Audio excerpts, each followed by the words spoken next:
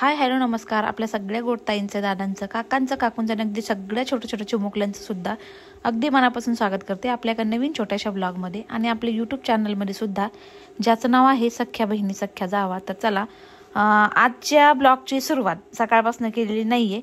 आजच्या ब्लॉगची सुरुवात रात्रीपासून केलेली आहे. आज दिवसभर खूप कामाचा लोड होता आणि ब्लॉग घ्यायला काही जमलं नाही, त्यामुळे ब्लॉगची स्टार्टिंगच आज रात्रीपासून केलेली आहे. तर तुमचे दाजी येताना मोकळे येत नाहीत, काही ना काही तर घेऊन येणारच रोज. आणि गाडीचा हॉर्न गेटमध्ये वाजला की सगळ्यात अगोदर आमचा ध्रुव पळत जात असतो की डॅडानी काय नवीन आज खाऊ आणलाय. तर काही ना काही रोज ते गाडीच्या डिक्कीमध्ये त्यांचं असतंच. ते मोकळे एकही दिवस ते घरी मोकळे येत नाहीत. छोटंसं का होईना मुलांना काहीतरी खाऊ किंवा भाजीपाला, कुठं काय दिसलं सिजनेबल फ्रूट काही ते घेऊनच येतात. म्हणजे मोकळ्या हाताने म्हणायचं तर घरी येतच नाही. जसं की एखादा पाहुणा कुणाच्या घरी गेला आणि मोकळ्या हाताने जात नाही, तशातली गंमत आहे बघा तुमच्या दाजीची. म्हणजे असं हॉर्न वाजला की सगळे घरातले, ध्रुव आणि रुद्र स्पेशली बाहेर लगेच पळतात. आर्यनचं काही नसतं, काय नवीन आणलंय बघण्यासाठी. ध्रुवने त्याच्या मतलबाची गोष्ट उचलली आणि आतमध्ये चाललाय. बाकीचं कुणी आणा नाही तर नका आणू. मग आपला रुद्र ठेवून येतोय घरामध्ये थोडं थोडं सगळं साहित्य काय असेल ते. ध्रुवने त्याचं एक आवडीचं बिस्किटचं पॅकेट घेतलं आणि घरात निघून पळून गेला. आणि इथं आमच्या छोटे फौजी म्हणजे राजूची आणि मुलांची कशी मस्ती चाललेली बघा. थोडासा चोरून व्हिडिओ घेतलाय मी इथं.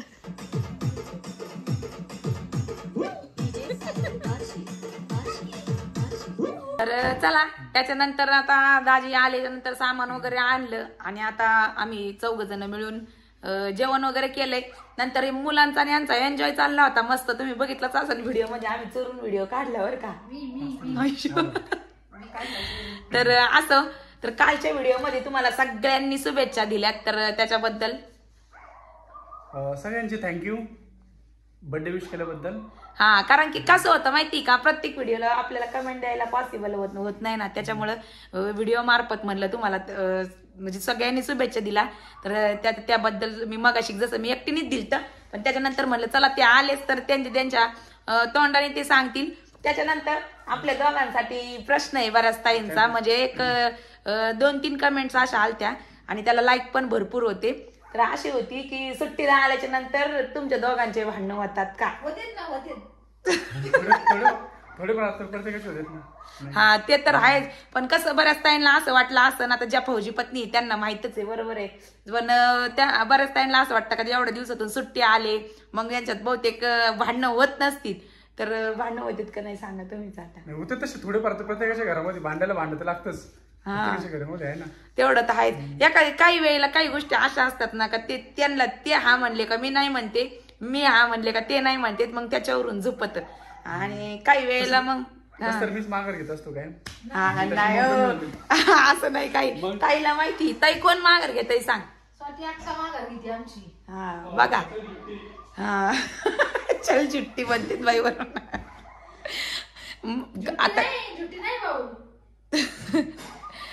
आता किती काय केलं तरी पण ऍडजस्टमेंट करावीच लागते, बरोबर आहे का नाही. बरोबर आहे, बरोबर आहे. बरोबर आहे का बाई, बरोबर तुझं बरोबर आहे. म्हणा राजू, म्हणा ना. बरोबर बाई, तुझंच बरोबर आहे स्वाती. खुश असं काय नाही कधी. पण मागा बाई बहिणच किती काय बरं का. हा, बहिणीचीच बाजू वाटत तुम्ही आहे ना. आज थोडी मग रिअल फॅस्ट बहिणी त्याची मग मला काय बोलते जाऊ दे. नाही तर मग हा, नाही तर नाही बहीण नसते मग बोलले असते ना. काय जावा तुम्ही आता लगेच जावा म्हणलं विषयच नाही. बहिणी जावा म्हणलं तेवढ्याला व्यक्तीत आमच्या घरात सगळेच येतील. जर काही म्हणलं ना दुसरी आपण धावून अशी डोळे वाचून बघायचं, म्हणजे खरं फॅक्ट सांगायचं. तिला कोणी काय म्हणलं तरी मला लय राग येतो आणि मला काही कुणी म्हणलं तरी तिला लय राग येतो. आणि एकी सांगा शक्यतो आमच्या घरात भांडणं वगैरे एकीची चुका असेल ना दुसरं लगेच कपडे टाकायची. टाकायचं तसं नाही. असं नाही, असं म्हणजे आम्ही लगेच दाखवतो एकमेकीच्या चुका दिसून देत नाही. आम्ही कमून चालले हो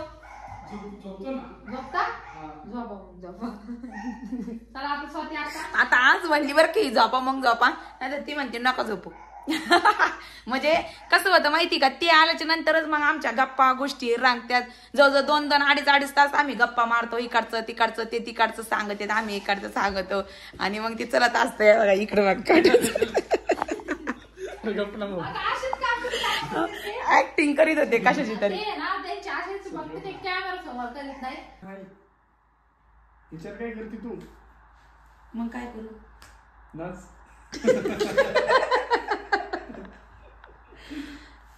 आफेड नवरा मिळाला म्हणून नाच ग घुमा नाच. बरं तुला वरण किती का? आयो कोणत्या खुर्चीमध्ये वरण प्यायला लावतं तुला? वरण एखादी म्हणते बासुंदी पे, वरण कसं पेते? वरण आवडत होती म्हणलं. पिली पण मी आज वरण मध्ये. वरण भात बी पिली का?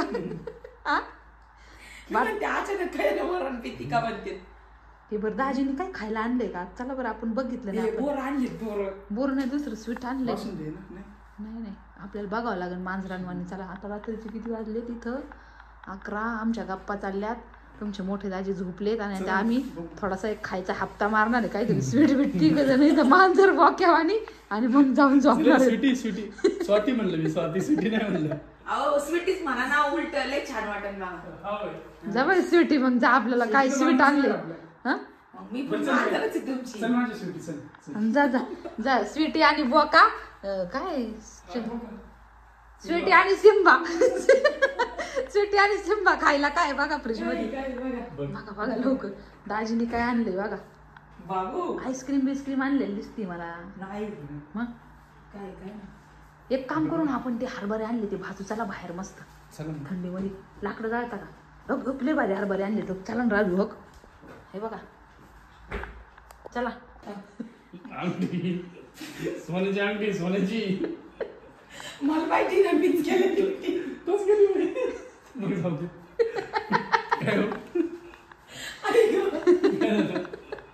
असं करतात मग गेल्यावर करमतक माणसाला. स्वातीला सांगितलं सोन्याची अंगठी. हात चांगला दिसतोय म्हणलं अंगठीनी.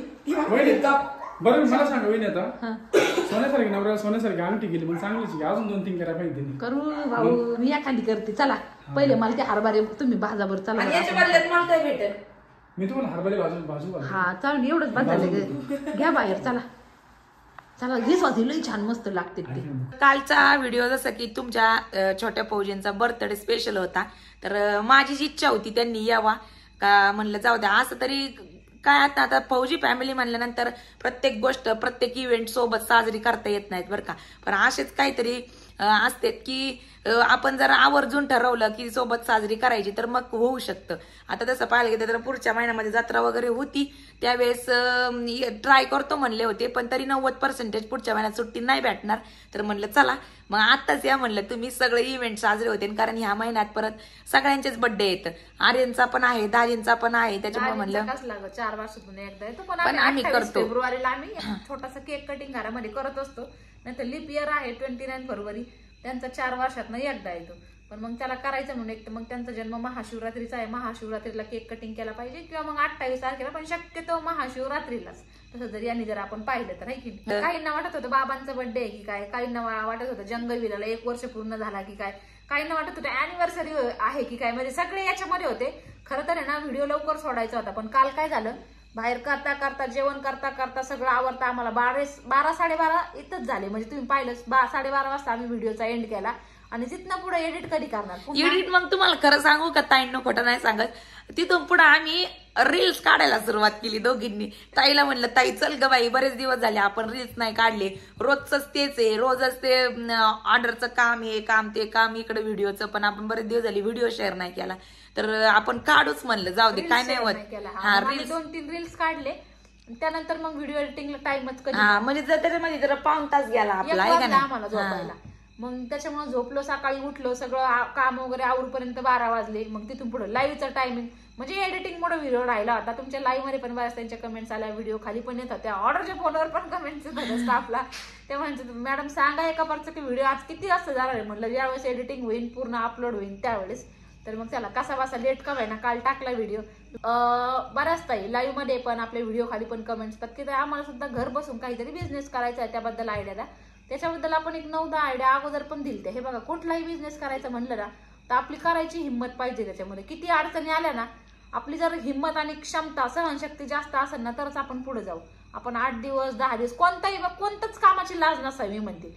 असं नाही की मग माझा पती की माझा नवरा खूप मोठा यायला आहे की ज्याला करायची काहीतरी इच्छा आहे त्यांनी कोणत्याही कामाची लाज नसू द्यावी. भलेही तुम्हाला मग स्टिचिंगचं काम येऊ, टेलरिंगचं, त्याच्यात पण खूप पैसा आहे जर केलं तुम्ही व्यवस्थित तर. व्यवसाय म्हणजे छोटा असू किंवा मोठा असू, करण्याला महत्व असतं.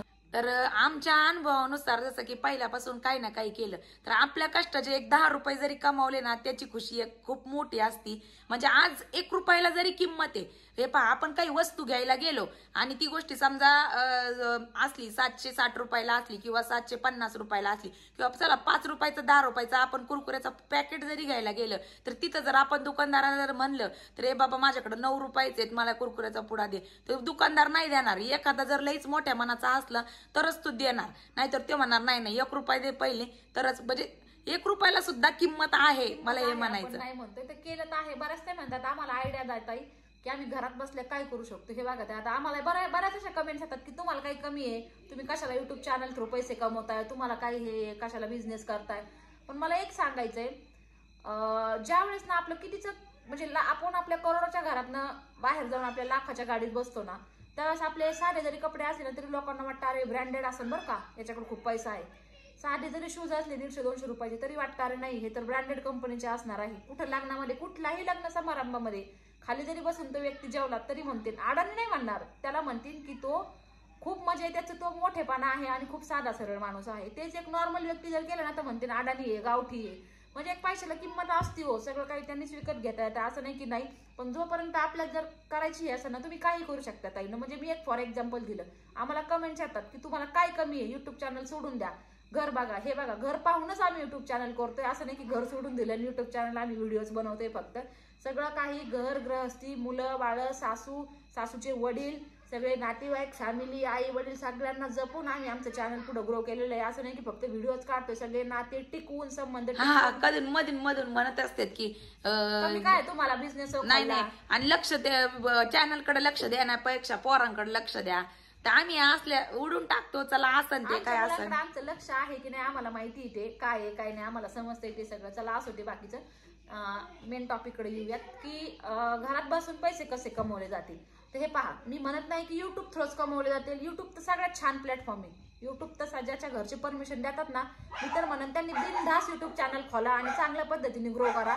खूप कोणाचं बॉसिंग नाहीये ह्या कामावरती की आज सुट्टी मारली किंवा कुणी नाही आलं, कुठं काय हे झालं, कुणी ओरडल, कुणी रागवल, कुणाचं बॉसिंग नाही ह्या कामामध्ये. म्हणजे स्वतः जर घरात राहून काम केलं ना तर बॉसिंग कोणत्याच कामावरती नाहीये. जर आपला स्वतःचा बिझनेस असला तर प्रेशर असतो, मान्य आहे, प्रेशर असतं, लोड असतो.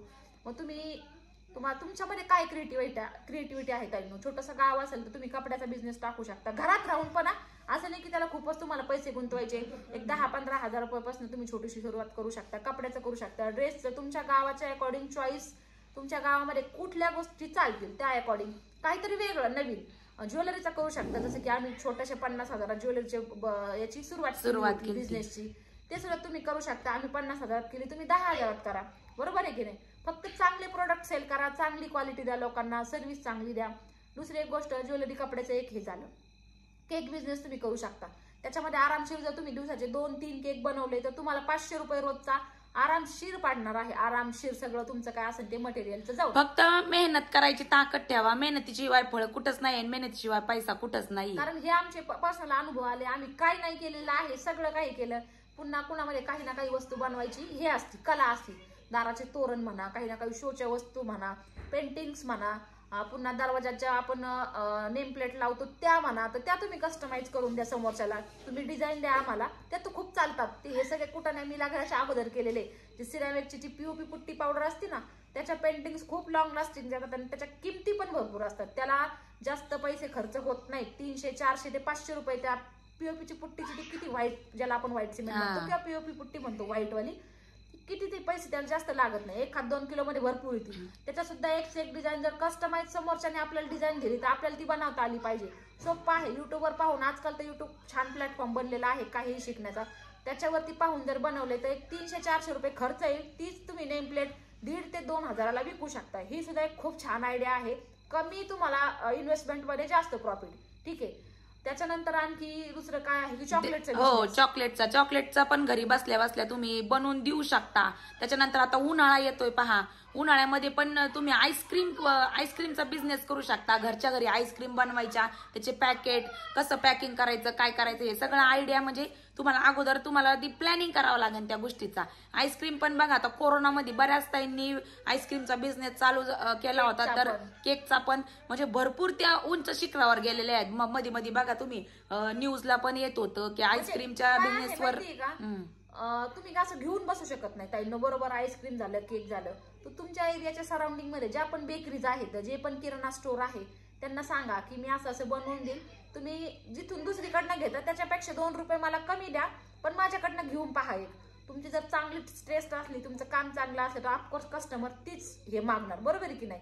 तर आपल्या करण्यावर असतं. आईस्क्रीमचा झाला, पुन्हा चॉकलेटचा झाला, त्यानंतर आपण घरच्या घरी टिफिन सर्व्हिस सुद्धा करू शकतो, ज्याला आपण मराठी शुद्ध भाषेत खानावळ म्हणतो, बरोबर आहे की नाही. कॉलेजच्या मुली वगैरे ज्यांना बाहेरचं खाणं म्हणजे असं शिकायला कुठे गेल्याच्या नंतर आपण त्यांना म्हणजे असं म्हणजे माझ्या मम्मीची तर शेजारी आहे, तर एक म्हणजे सासू सुना दोघीच करतात. तर इव्हन म्हणजे रोशनी सुद्धा इथं यायच्या अगोदर ते करत होती, सर्व्हिस करत होती, ती स्वतः सांगत होती. तर टिफिन सर्व्हिस मधून सुद्धा त्या जवळजवळ 50 ते 60,000 रुपये फक्त त्यांचं प्रॉफिट आहे महिन्याला, त्या ताईंचा आणि त्या काकूंचं. दोघी सासूना हँडल करतात. तर ते सुद्धा एक खूप छान असा फूड बिझनेस आहे घरच्या घरी, तो सुद्धा तुम्ही करू शकता. म्हणजे आता स्टार्टिंगला पहा त्यांनी नवीन 10 डब्बे घेतले होते स्टीलचे, आणि ते 8 ते 10 लोकांपर्यंतच म्हणजे तेवढे टिफिन सर्व्हिस ते पोहोचवायच्या.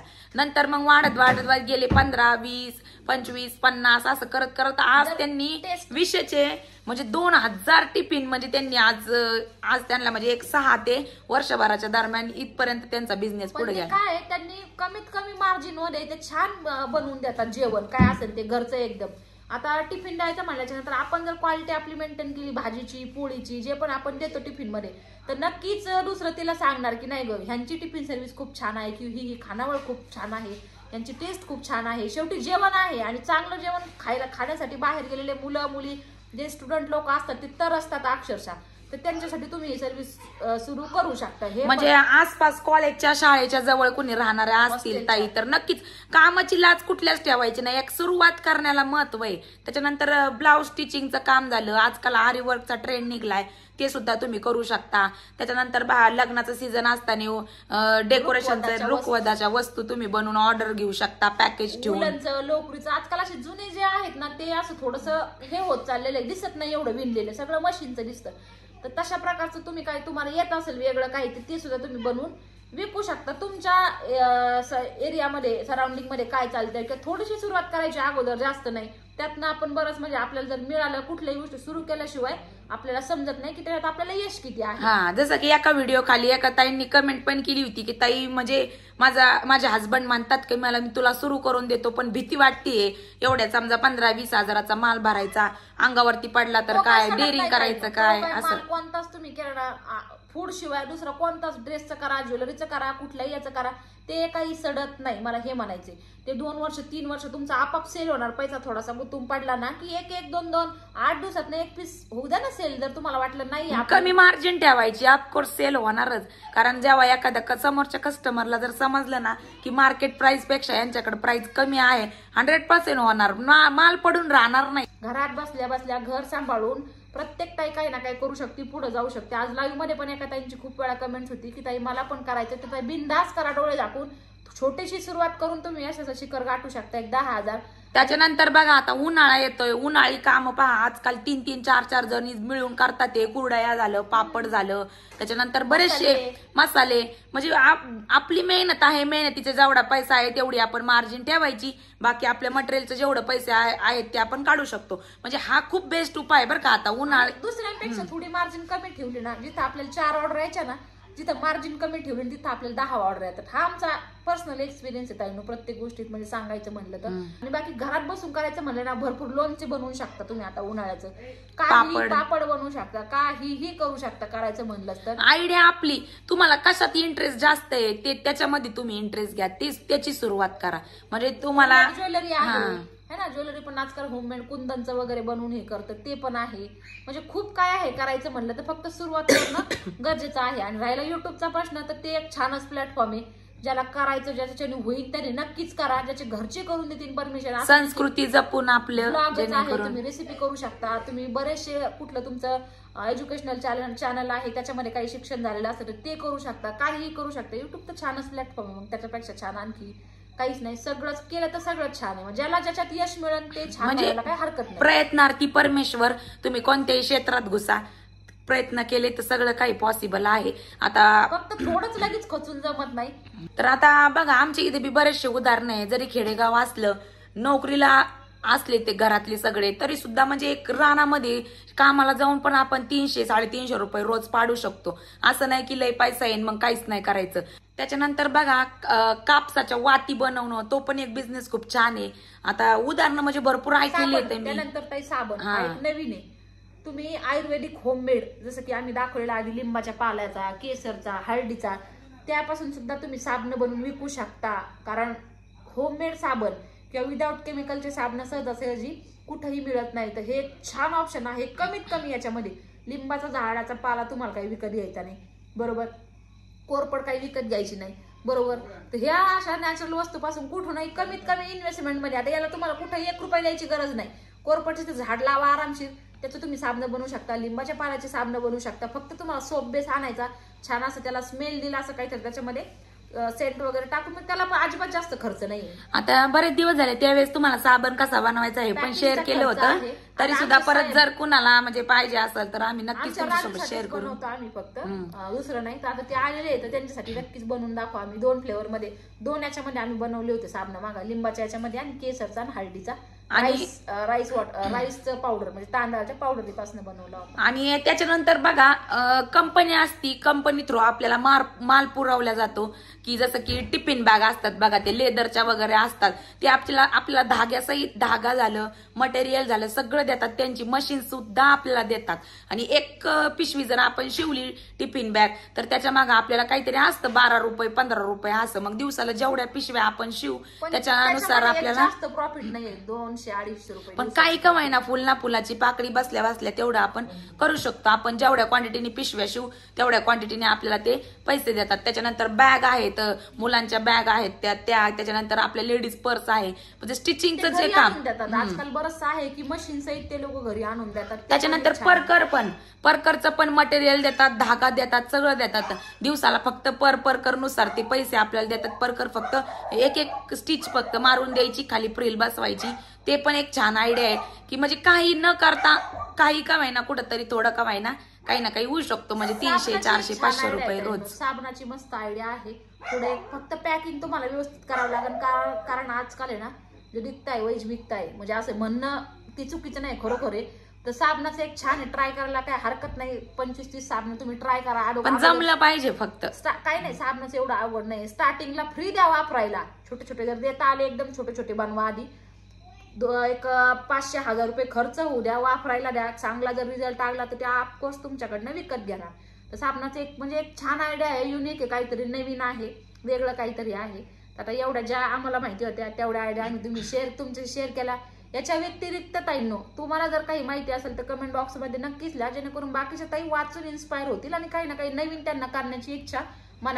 आणि अजून एक बघा माझ्या मनामध्ये म्हणजे आता जस्ट माझ्या डोक्यामध्ये आली, आपले जे देवाची वस्त्र असतात बघा, आपण जे चौकोनी करतो, तर ते वस्त्र म्हणा किंवा मग छोटे छोटे जर आपण शिवले देवांसाठी फ्रॉक वगैरे काय म्हणतात ना, जे वस्त्र असतात ते जर शिवले, किंवा माळी असतात बघा देवांसाठी घालण्याच्या, फॅन्सी माळी जर तयार केल्या, किंवा आसन तयार केले कमळाच्या फुलाचे वगैरे घरच्या घरी मशीनवर शिवून ते जर सेल केले तरी पण छान होणार आहे. आपलं फॅब्रिक आणायचं, वेलवेटचं फॅब्रिक आणायचं, लेस आणायची, ती स्टिच करायची. आपली क्रिएटिव्हिटी जसं सुंदरच सुंदर करता येईल. ज्यांना हवस असती देवाच्या बाबतीत ते 100% घेतात. 20-25 रुपये पण खर्च येत नाही, ते 100-150 रुपये मार्केटमध्ये आहे. तर ते सुद्धा कमी बजेटमध्ये छान असं आपण कमी इन्व्हेस्टमेंटमध्ये चांगलं प्रॉफिट त्याच्यामध्ये कमवू शकतो. पूजेची ताटं डेकोरेशन करून, मी जसं की आम्ही एका व्हिडिओमध्ये दाखवलं पण होतं आता दिवाळीच्या वेळेसच ना ग, तर ते म्हणजे दिवा लावायला वेगळं साईडला वाट्या वगैरे चिकटून, तर ते पण छान आहे, ते पण तुम्ही करू शकता. म्हणजे काहीही करायचं म्हणलं तर आता हळदी कुंकाच्या अगोदर ना कुठं कशासाठी आपण गेलतो ब्युटी पार्लर मध्ये ना, तिथेच एका ताईंनी ना खूप छान असे ताटं बनवलेले होते हळदी कुंकासाठी आणि 250 रुपये एका ताटाची प्राइस सांगितली. तर त्या प्राइसच्या अकॉर्डिंग ते ताट छान, त्यांनी डेकोरेशन पण छान केलं. मान्य त्याला खर्च कमी आलेला असणार आहे, पण ते इतकं अट्रॅक्टिव्ह आणि छान दिसत होतं ना की घेण्याची आपाप इच्छा होईल, इतकं सुंदर पद्धतीने त्याला डेकोरेशन केलं. तर असं हळदी कुंकाचं थोडंसं आलं की त्याच्या अगोदर कुठल्या वस्तू वाणासाठी आपण देऊ शकतो, म्हणजे असं एक पुढचं प्लॅनिंग करून तर तसे सुद्धा तुम्ही डेकोरेशन करून प्लेट्स वगैरे सेल करू शकता. तर मैत्रिणींनो, ह्या होत्या काही छोट्याशा बिझनेस टिप्स ज्या की घरात बसून करू शकतो. तर चला, हा होता आपला आजचा व्हिडिओ आवडल्यास व्हिडिओला एक लाईक नक्की करा आणि ज्या कोणी ताई चॅनलवरती नवीन असाल तर चॅनलला सबस्क्राईब करायला विसरू नका. चला, भेटूयात आपल्या उद्याच्या व्हिडिओमध्ये. तोपर्यंत व्हिडिओ पाहिल्याबद्दल सर्वांचे अगदी मनपूर्वक आभार मानतो. धन्यवाद.